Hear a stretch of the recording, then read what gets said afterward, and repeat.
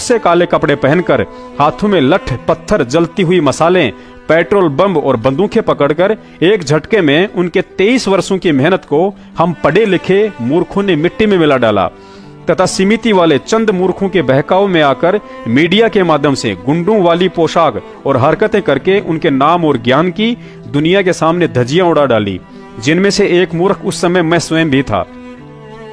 चूंकि परमात्मा ने कलयुग की इस बिचली पीढ़ी को मोक्ष के लिए चुना था और उनका वचन है कि यदि मर्यादा में रही तो असंख्य आत्माओं को सतलोक लेकर जाऊंगा। अतः उस दयालु परमात्मा की दयालुता तो देखिए। सतलोक आश्रम मैनेजमेंट के षड्यंत्र में फंसे हम नादानों की इस महाभूल को सुधारने के लिए उसने हमें पुनः भूल सुधार का एक और मौका दिया, और वह दूसरा मौका था कांड के दूसरे ही दिन मीडिया के माध्यम से उनका साक्षात बयान देना।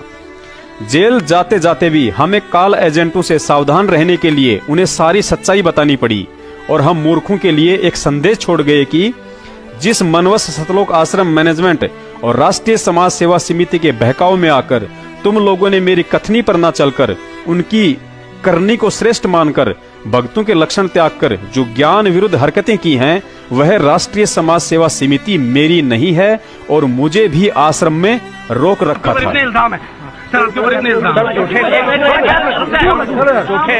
झूठे कैसे हैं आपके ऊपर? आपके गुंडे इतने खड़े थे वहाँ पे, हजारों आदमी हरियाणा पुलिस से। मेरे नहीं थे, राष्ट्रीय समाज सेवा समिति। नहीं तो आपकी समिति है। अरे आपकी कि आप बिल्कुल सही है, लेकिन कोर्ट को गुमराह कहीं न कहीं किया गया। ये कहा जाता रहा कि आप अस्वस्थ है जिसकी वजह से कोर्ट में पेश नहीं हो पाई। अब स्वस्थ हो गया, मैं पहले बीमार था। रामपाल जी, आपकी जो बेल एप्लीकेशन थी वो भी अब रिजेक्ट कर दी गई है, जो 2008 में आपको बेल मिली थी कोर्ट की तरफ से, उसके बारे में क्या कहना है? धन्यवाद। जो पूरा विवाद हुआ उसमें 6 लोगों की जान गई, आपको कोई अफसोस है उस बात का?